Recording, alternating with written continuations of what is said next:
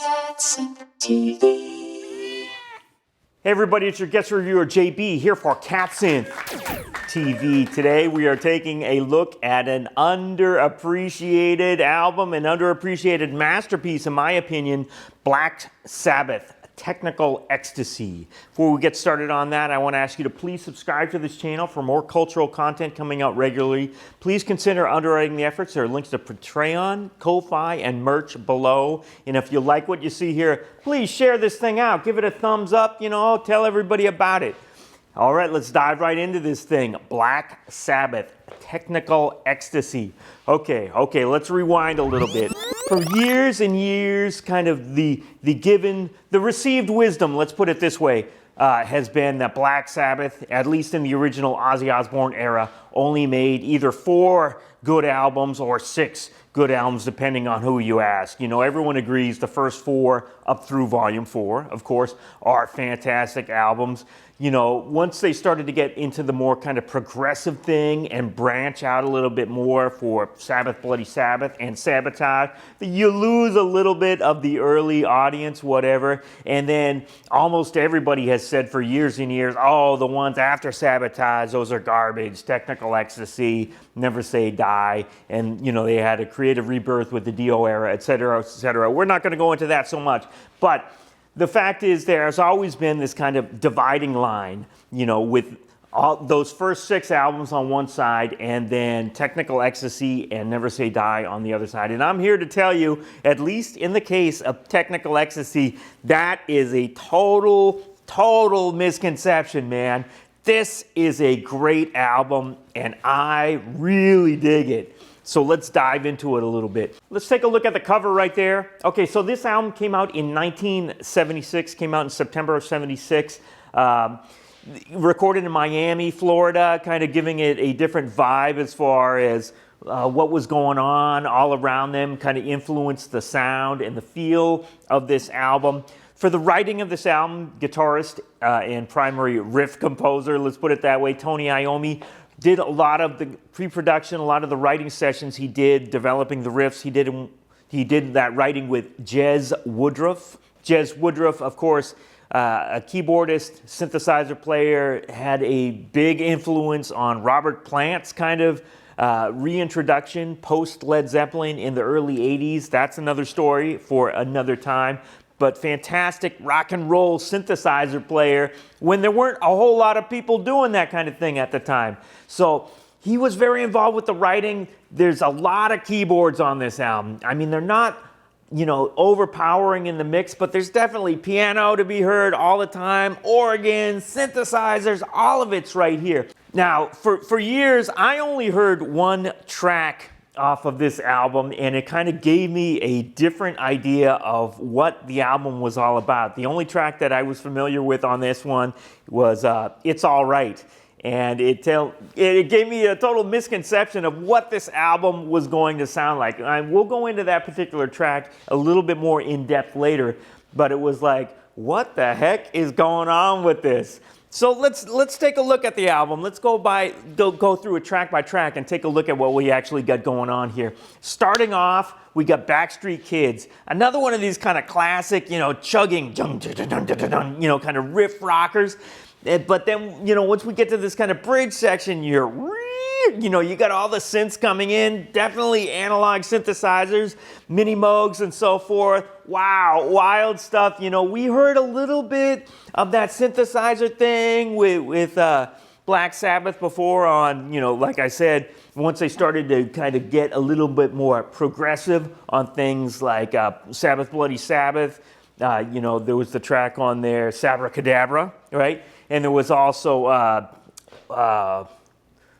Who Are You, that track, right?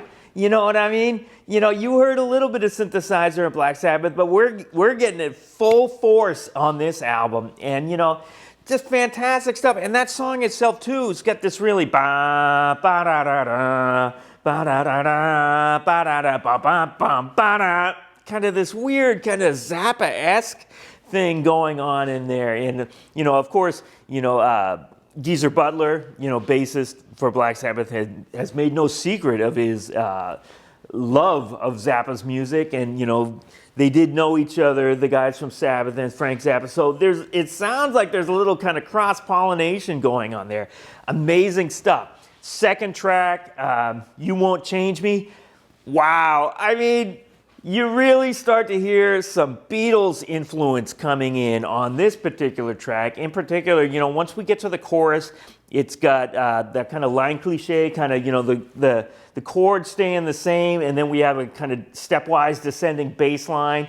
Don't want to get too technical. Hey, technical, you know what I'm talking about on you. But you can really hear the Beatles sing, and even Ozzy sings a little bit of Nothing's Going to Change My World. He doesn't sing it quite like Across the Universe, but he does use those words, and it seems like a very conscious callback to the Beatles tune. But you got a lot of organ on this one, very prominent organ. Fantastic stuff. I'm really digging the album so far. Now, third track, It's All Right.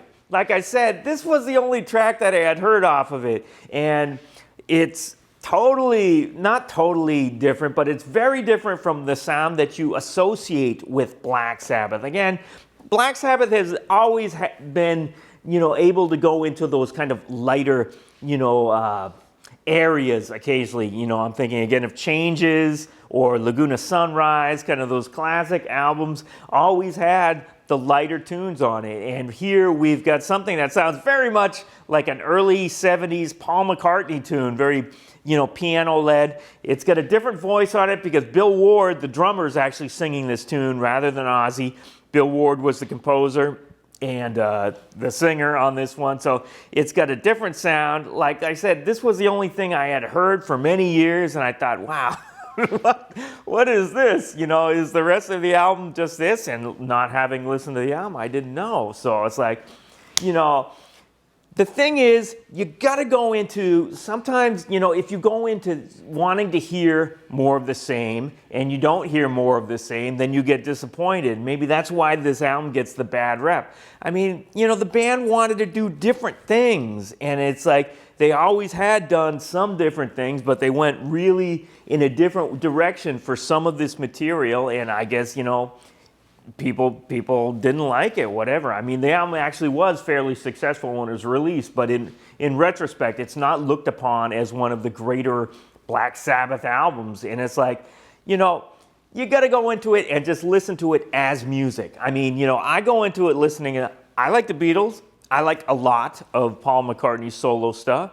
I like all kinds of stuff. So it's like, listening to this again after all these years, after decades, I guess, since I had heard that one track, I heard it, it's like, wow, this is actually really, really interesting stuff. So fantastic. Okay, side one ends with Gypsy. Wild drumming by Bill Ward on this. Again, it's really solid stuff, solid music, fantastic, just ripping tunes.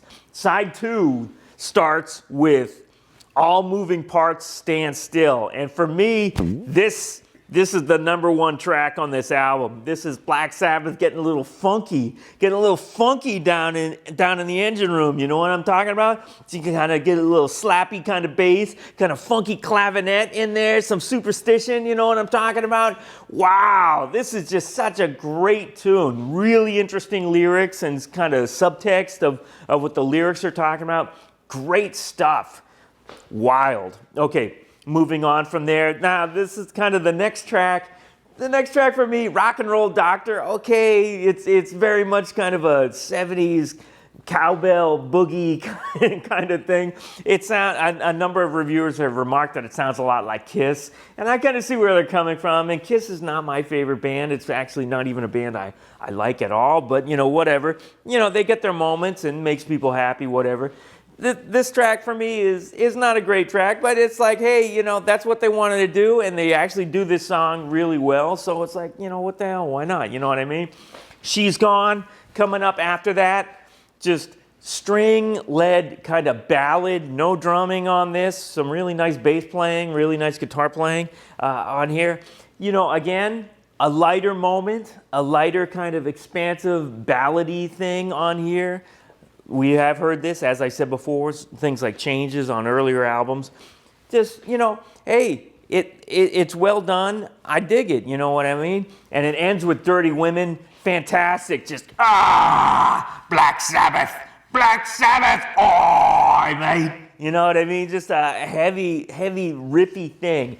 I'm telling you, a lot of bands in the late 70s, a lot of the heavy bands of the late 70s, you know, just tried to branch out and do different things. I mean, the thing that I can think of, compare this thing to, is Led Zeppelin's In Through the Outdoor, their kind of keyboard-led album, and it's kind of similar in that. Yeah, I love that album. Yeah, see, Big Merp loves that album. You know, there are people out there who love that stuff. Oh yeah, that's one of my favorites right there. Hey, mine too, actually. So we're of like minds on that one. You know what I'm talking about? Fantastic album. You know, there's nothing wrong with trying something different and kind of going in a different direction. And it's like, you know, at one point bands weren't afraid to do that, you know, even if they had, you know, a sound and a formula, you know, it's like, let's try something new. I don't want to keep doing the same album again and again and again. And they really branched out on this one. Take a look at the album cover again. Hipgnosis, the design firm Hipgnosis, did the cover on this one. Really interesting cover, kind of got a different look to it, almost like an Art Deco kind of abstract look on this. Fantastic stuff. Just really, you know, this is something that, you know, people should give another shot, because like I said, you know, if you go into it wanting to hear the same thing, you're going to be disappointed. But if you go into it and just judge it for what it is, you know, and just judge it as music, hey, you might surprise yourself and really end up digging this thing. So do I recommend this album? Yes, of course. I highly recommend this album. Give it a shot. To find out more about Black Sabbath Technical Ecstasy, please visit their website and check out the description below this video. Thanks for watching, and please subscribe to CatSynth TV. Hey, you're watching CatSynth TV! Oh yeah, that's one of my favorites right there.